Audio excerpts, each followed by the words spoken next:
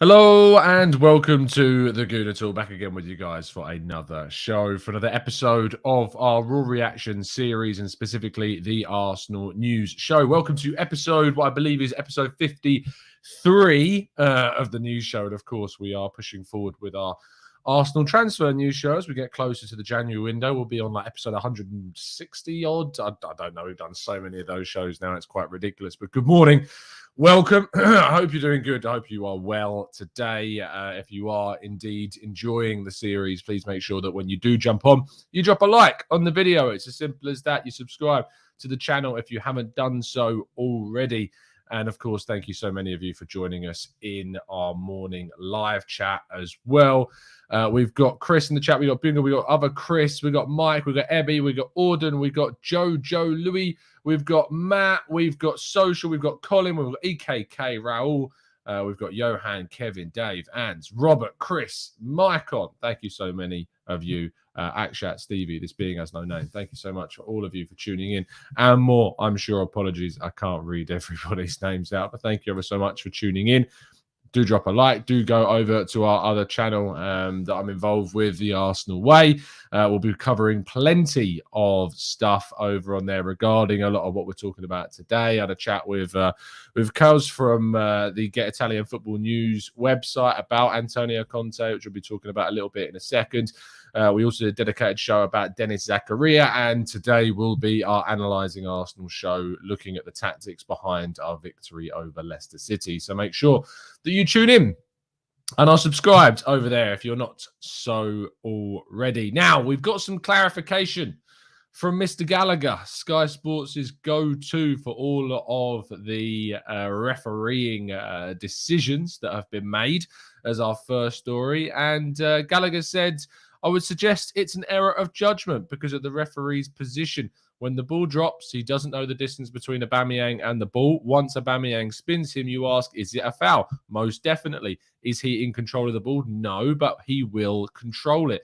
Clear path to goal, and the referee's position dictated his judgment and made him choose the wrong position. Wow. The referee's union is split. It's broken. Whilst Peter Walton is his name, said on the day that he felt no, referee got it spot on. Gallagher coming out and saying, no, the referee got this decision wrong, as did VAR. It should have been a red card for Johnny Evans. Aubameyang would reach the ball and leave him through one-on-one, and we're lucky that we were already significantly up in the game at this point. But had we been drawing or losing, this could have been a massive, massive impact. If you consider the fact that Leicester are one of our rivals for a top 6 place this season, it could have been absolutely huge for Arsenal's campaign had this decision have gone against us during a different part of the game. And hopefully in the future, this type of thing is changed, because this type of error, this type of mistake, it cannot happen. It's as simple as that. Eddie Nketiah has been linked with a move away from the club once again. There's been discussions around possibly Crystal Palace coming back in for the striker this January. They currently have the likes of Edouard and Christian Benteke. They signed Edouard, of course, because they couldn't get a deal for Eddie Nketiah over the line in the summer. But they may return for the forwards. There have been suggestions and recommendations to Eddie Nketiah that a move to Palace would be a good one for him. I think between him and Balogun, you have to choose what you do. If you let Nketiah leave on a permanent deal or whatever in January, you can't allow Folarin Balogun to leave on loan. Counteract to that, if you let Folarin Balogun leave on loan, I don't think you can let Nketiah leave for the last 6 months of his deal. You need to make sure that you've got enough backup in that area, especially considering the fact that Pierre-Emerick Aubameyang is going off to the African Cup of Nations. The only way that you can kind of see a move for both players is if Arsenal move for a striker in January, which I think is exceptionally unlikely in the winter window. I think the striker will be a big marquee target of the summer window, and Lacazette obviously moves on. We will see what happens. But Eddie Nketiah linked again with a move to Crystal Palace. Now, one of the other interesting stories of the day is that Unai Emery, Mr. famously losing a Europa League final for the first time only at Arsenal, Mr. Unai Emery will and rather is the favourite to take over the Newcastle United position from Steve Bruce. Very interesting indeed. Love to know your thoughts in the chat box about this one. Do you think Emery will end up doing a good job on Tyneside? I, for one, think this is quite a good fit for Unai Emery's kind of the way in which he deals with situations and manages players and manages teams. I think this could be a really interesting appointment for Newcastle and how they move forward in the Premier League. He's got some experience now of playing in the English top flight with Arsenal. We know that he did an okay job during his first season, but ultimately ended up being a failure, mostly to do with the way in which he was just so abrasive with the dressing room that he just completely lost it. And therefore, there was no coming back for him in an Arsenal sense. But for Newcastle, it could be a very, very intriguing move for the Magpies. And considering they're really in for Paulo Fonseca, knowing now that Unai Emery could be the man that takes over at the club, that for me is a little bit more concerning than had it been Fonseca taking over at Newcastle. Nikolai says he is actually a great coach, so good job for Newcastle. Stu says, don't know why people moan. Nobody calls out the arrogance of the FA protecting their buddies via VAR. Rugby, cricket, tennis officials from this silly little island are happy to stand corrected. We are a silly little island at times. There's certainly decisions that get made here that are very, very strange. But I know why we moan, because we're fed up. And I think people do call out the arrogance, actually, Stu, of the FA at times protecting the official. I think plenty of people call that out. It's just a shame that they can't react kind of in the same way as rugby and as in tennis and cricket. But it's the officials in the country are kind of almost half celebrities at this stage. They're as famous as the footballers it gets, so you can understand their stubbornness. Akshat says, would be a great signing for Newcastle. Social says they would love to see Unai back in the Premier League. Raul, sure, an English barrier, a language barrier is there, but he can learn and gradually will learn. And his English, as Cameron says, has improved. So surely that will improve as well. Mohammed in the chat box, we don't have people on the morning show. Apologies, mates, but I admire your persistence on so many channels. No Sleep says, the count strikes me as someone who learns from his mistakes. I think he'd do well, the count. Akshat says, the whole league must come together to relegate Newcastle this season at all costs. I mean, if they do get relegated, it would be very amusing. I would find it very funny. Those people that turn around to me and say, oh, what about the Newcastle fans? I don't care.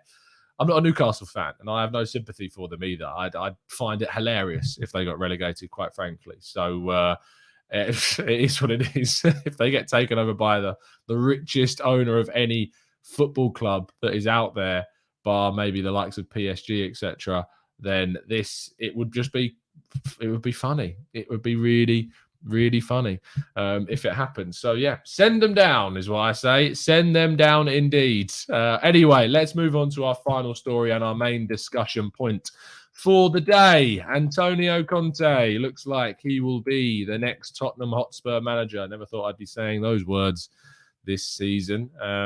Although I did say on yesterday's morning show on the Arsenal agenda on the Arsenal Way, I said it would take 24 hours before he's announced. It might take a little bit longer than 24 hours, but it does seem to be that Antonio Conte will be the next the next Spurs manager. Please, in the chat box, let us know how you feel. If you're watching this on playback, let us know how you feel about Antonio Conte taking over at Tottenham Hotspur. Does it concern you? Does it worry you? Should Arsenal be concerned about Tottenham under Conte? What I have for my 10 cents, I am seeing a lot of the same kind of tweets, same kind of lines as we saw when Mourinho took over Spurs. Mourinho was meant to be the man that would take them to a trophy. He'd never been to a club and not won a trophy. Well, he went to Spurs and he didn't win a trophy for the first time in his career at a club. And yet I'm seeing a lot of similar things. Immediately people are going, oh, he's different. Conte's different. Well, I'm sorry, but I'm not so sure that it will be as different. Spurs are still Spurs. They still do Spurs it up quite famously. Their squad is not the same as so many other teams that Conte has been in charge of. Chelsea, Inter, Juventus, Italy. They're just not the same kind of level. Yes, he has Son and Kane. Sure, he's got some very decent players within the group as well. But to try and get more from this Spurs team, it is going to be interesting to see whether or not he can with this side. That is for sure. Let's see what you guys are saying. Social says 18-month contract, looking long term. Then typically Spurs, they always mess up. So there you go. Matt says doesn't matter who they bring in, Spurs will always be Spurs. Probably not me. Says don't care about it, to be honest. Spurs gonna Spurs. Akshat says amazing manager, but Spurs are still, Spurs. This is great. No Sleep says one thing about Spurs is that they move fast and they may end up sacking fast. That's what we could see if it doesn't go well once again. Neptune says, but this is Conte, an elite manager. I mean, we've heard things about Mourinho, supposedly also an elite manager. Didn't work out for him. I really, really will be intrigued by whether or not this works out and whether it can work. But it's certainly the biggest challenge, I think, of Conte's career so far. What it does do, and Dan Potts raised this point to me quite legitimately, that remember the old arguments that we used to have? Do you remember when I would turn around and say, I'd take Conte? How many people responded saying Conte would never come to Arsenal? Well, if he's going to Spurs, I'm pretty sure if the manager's job was available at Arsenal and we'd have offered this to him, I'm pretty sure he probably would have come at this stage. I think that argument that he would have never gone to Arsenal is out the window, is dead and buried at this stage. And I was asked yesterday on the show on the Arsenal Lounge, make sure you go and watch the show with me, Mo and Shaheen last night on the Arsenal Lounge and on Mo's channel as well, whether or not I would swap Arteta for Conte. And because I'm not yet back on that Arteta train, I need to see more consistency. I need to see these performances that we've seen against Villa and Leicester continued on into the next 5 or so games. But right now, I would definitely. I think he's a better coach. He's a better manager. But it's going to be intriguing what he does without a transfer window and what he has to do with the players at his disposal. But I think it is a myth that he can't rebuild teams. He rebuilt Inter. And he used a lot of the players that were still already there. Yes, he had added plenty of players too, but I still think he used plenty of players that were already there when he took over and did improve them. So let's not be naive. He's a very good coach. We will see how it goes. Olu says, not worried. Poch, Mourinho, Nuno, all sacked in the last 2.5 years. The squad needs an overhaul, and that's the problem. Andika says, hi, Tom. Finally could follow you from Jakarta. Can't wait to see Conte going when this contract's going to expire and sabotage Spurs' dressing room. Nick says, do you think that Levy offered Conte money from selling Kane in January? Whether or not Spurs end up spending big in January, we'll have to wait and see. That's 2 months away. If he's enabled any funds to be able to invest heavily in the winter window, we're going to have to wait and see. But even though I've said before that Conte can rebuild without adding additions and eventually does it anyway, I mean, which coach doesn't choose to do that? Right? Very, very few that don't. Klopp's one of the very few that uses what he has sometimes and goes into a system. He's done it a couple of times now. It's the benefit and the detriment to him. But what I would say is that Conte will try and push for spending where possible. So I'm sure he wouldn't be taking the job if he wasn't obviously getting an opportunity to spend some money. But with an 18-month contract, that does tell me that he could be in and gone and looking for a bigger job down the line and just wants to kind of get back into the game. But Spurs, not the best team to just jump in and out of, to be fair. They can have very detrimental impacts on your career. Look at Mourinho, look at Nuno. It's not pretty reading, that's for sure. Nikolai says, here's the plot. Levy promised Kane money. Nobody buys Kane. Conte leaves. We laugh. I'd love to see that for sure, Nikolai. I think that would be a great outcome. Let's move on to the final part of the show, which is, of course, getting your thoughts, your theories, your questions and queries into the chat box. If you do have something that you'd like to ask around Arsenal in the next 10 or so minutes, I'm going to try and go through as many of your questions as feasibly possible. Quick thing, we talked a lot about AFTV yesterday. I'm not going to talk about it today. The only thing I would say on that is that the amount of times that people disagreed with what I said quite vehemently, and yet I offered the chance. I said, if you want to come on the show, if you're that against my point of view on this, come on the show, talk to me. I had no requests. Not a single one wanted to come on and challenge the point of view on that. So, it is what it is. It is what it is. We move on. We move forward.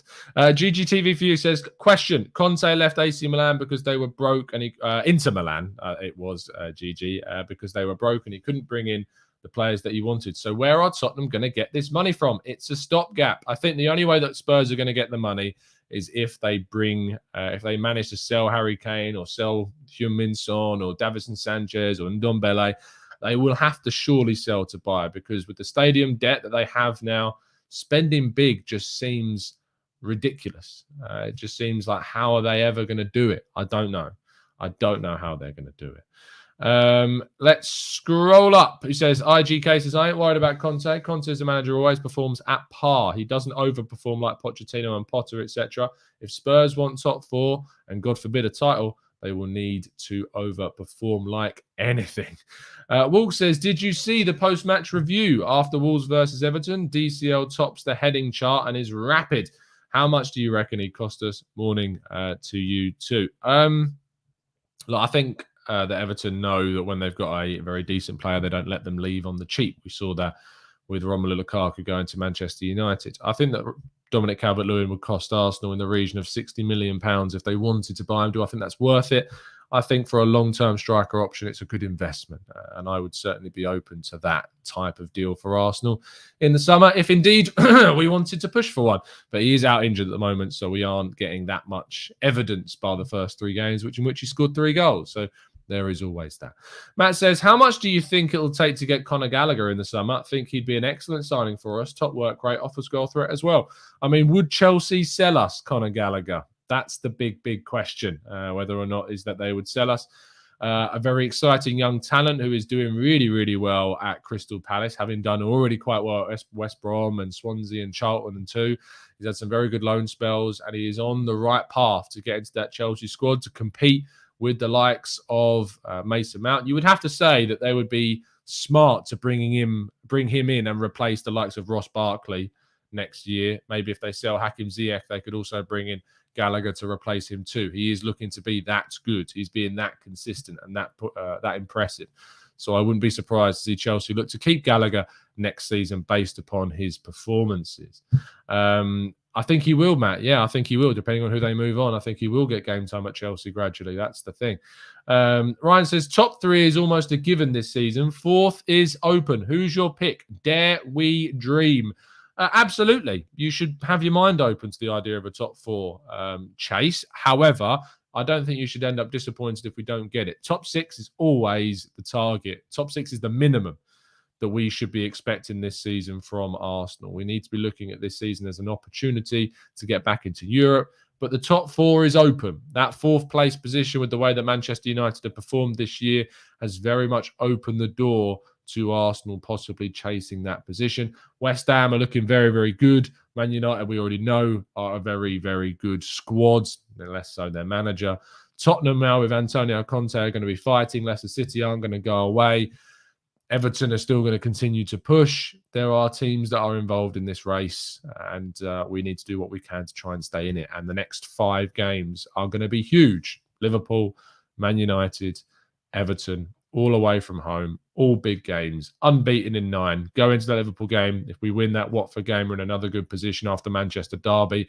We could be level on points with Manchester City, believe it or not, going into that game against Liverpool, which seems ridiculous if Man United were to get a win over City. Things change very, very quickly. We'll see how things move. Leopold says, Tom, did you see how Maddison reacted when he was looking at the players celebrating in the dressing room? He was disappointed. This is one of those classic things where I think people are making a little bit too much of a situation. He was disappointed. He lost the game. I don't think you can read too much into that at all, to be fair. Whether he wanted to go to Arsenal, we're led to believe that he would have been open to it and open to a move. But to be honest, I don't think you can read too much into those. It's great seeing him disappointed because it means that Arsenal was celebrating. That's all I would take from that one. Social says, do you reckon that we'll prioritise English players in the summer? I think there'll be, again, a push to sign 1 or 2 England homegrown players. That does seem to be a part of the strategy that we're moving towards, as that chemistry, obviously that group dynamic, having more homegrown players in it. You've seen success with Liverpool having loads of homegrown players in their squad. That have really helped them push forward. You look at the players they've had. You look at Robertson, obviously, Scottish, I know, but a British player. Trent Alexander-Arnold, Henderson, James Milner, Alex Oxlade-Chamberlain, Nico Williams, who's Welsh, of course, too. Lots of home nations players that are in that Liverpool team that pushed them towards getting a title in strength, in depth. They've got plenty of options there. So I think it's something that Arsenal are looking at to mirror. Man United down the past have always had a fair few English players too. Manchester City always like to have quite a fair few English players in their team as well. Sterling, Grealish, Stones. Trying to think of others. Foden, of course, as well. Or Joe Hart they had for a long, long time. It is important to have a core group of English or British players in the squads, and Arsenal are definitely building towards that. So there you go. Jasmine says, Tom, do you reckon Arsenal finish above Spurs? Yes, because we're better.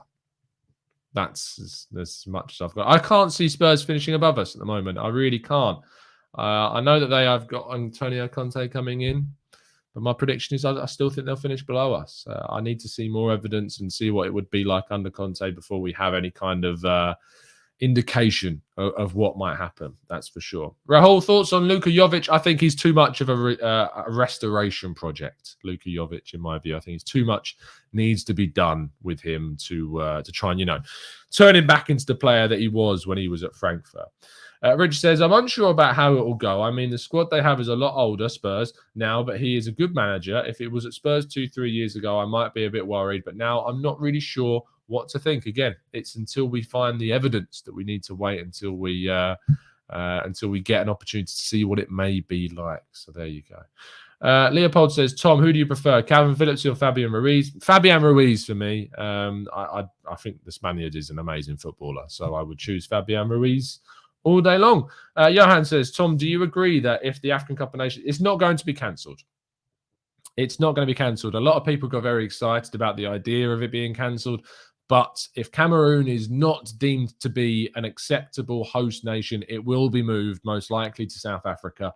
It's not going to be cancelled. I'm so sure it's still going to go ahead. It would take something ridiculous for the AFCON to be cancelled. So there's no point entertaining any idea around the AFCON being cancelled. It's just, I don't think it will be. They will move it, just like they did with the Copa America. They will move the competition to a different country if they need to. Alpha says, Tom, this Spurs squad is almost perfectly set up for an Antonio Conte 3-5-2. I disagree. Reguilon and Emerson are fullbacks. They are not wingbacks. They are fullbacks. So I don't agree that they are perfect to be wingbacks. Son and Kane as the top two. I think people are being a little lazy in their comparisons between Kane and Lukaku and Son and Martinez. Just because players are similar sizes or players are similar dynamics or playing similar positions doesn't mean it's going to work out exactly the same. They don't have the number 10. They've got Ali. They've got Ndombele, but I don't look at them as the good enough number 10s to play that role. And there's no guarantees that Conte will even play a 3-5-2. He likes to attack in a 4-2-4 when he's in the attacking third. So he may still stick with a back four. He's played a back four at other clubs. So there's no guarantees that he uses that 3-5-2 system. He might choose to do something else. But I don't look at Emerson and Reguilon as wing-backs. I look at them as very much full-backs. And I don't think either of them have been impressive this season. Regarding their centre-back partnerships, they've got Davinson Sanchez, they've got Romero, Eric Dyer, they've got, is Alderweireld still there? I think he is. No, is he? No, he's not. I think he moved off, didn't I? I think they got like 10 odd million quid for him to go off to somewhere else far away. So do they have a back three, centre-back worthy kind of pairing? I'm not sure. So I don't know if it fits as easily as people are making out, but we'll wait and see. We will wait and see. Nick B says Pepe to Newcastle to recoup some of the funds. I mean, if they're willing to buy Pepe, I'm taking it. 25 million. You can have Nicolas Pepe. We'll reinvest that into someone else. I have no problem with that whatsoever. And says, who are you most worried about sustaining an injury due to the lack of depth in their position? For me, it's Gabriel and Lokonga. Yeah, you look at central midfield and you look at centre-back. If there's an injury in either of those two positions, to Ben White, to Gabriel, to Lokonga, to Partey, we are worried. We are absolutely worried. So, yeah, that's it. Rahil, what's my fantasy points? Oh, I'm talking about fantasy. We don't I had a bad weekend. We're not talking about. When I have a good weekend, we'll talk about fantasy because I'm a bad loser. That's who I am. So we'll talk about fantasy when I've had a good weekend. All right, Rahil? We'll talk about it then. Stevie says, how bad is DCL's injury? I don't actually know. He's been out for quite a while. I'm not sure when he can be expected back. He makes injury admission. I don't know where. I'm just checking this story on the Echo about when he might return. Uh, doesn't look like anything that I can see saying when he will be back. No, doesn't look like it at all. When he'll be back, there's no timeline on that, so we'll wait and see. But annoyingly, he's annoying that he's out because I like watching Dominic Calvert-Lewin. I like seeing him as a prospect for Arsenal. So there you go. Let's go to probably not me. He says, "Don't diss my boy Holdinho like that. He is a step down. Let's be real. Like he's not on the same level as Gabriel. Let's be 100% honest. He is a step down from that. So you need to think about that in that sense." Leopold says, "Tom, do you reckon that we can have put in a good performance against Liverpool? I think that after the performance against Brighton, if we take the game to them and score first, we could possibly win. I remember when we scored first against them at Anfield and we got battered. What was it, 4-1, 5-1? Scoring first against Liverpool doesn't mean everything. But I want to see a performance. I want to see us put in a good, solid defensive display. It's a completely different animal to what we've seen and what we've played against prior to this. But we have improved a lot defensively. So fingers crossed we can find something or some way to combat them in that game. Maybe we tweak the system. Maybe we'll go to a back five. We'll have to wait and see. But it is going to be very, very difficult to deal with Mohamed Salah and all of those in the Liverpool team because they are, for me, my title favourites. They are absolutely, in my view, the best side in Europe right now. And I think Chelsea are going to find a little bit of a challenge coming their way very soon. I'd rather Liverpool won it than Chelsea, to be honest. So, yeah, we'll see how that goes. Anyway, I think we're going to wrap things up there. I said I'd go for 10 more minutes. We've gone for 13, so we are going to wrap things up there. Please do drop a like on today's video, guys. Please do subscribe to the channel if you haven't done so already. We'll be back tomorrow morning for the next show. But if you're not done with seeing this ugly mug on your screens, you can continue to do so over on the Arsenal Way. I'll be live in an hour's time on the Arsenal Way. Link to the channel is in the description. I'll also be live a little bit later this afternoon, talking all about us, the Leicester City game, analysing it tactically, breaking it down with our scouts writers over at Reach. So make sure you tune in for that. But yeah, it's been an absolute pleasure to speak to you guys as always. You've had a fantastic Tuesday, and I'll see you tomorrow morning if I don't see you before then. And as always, up the Arsenal.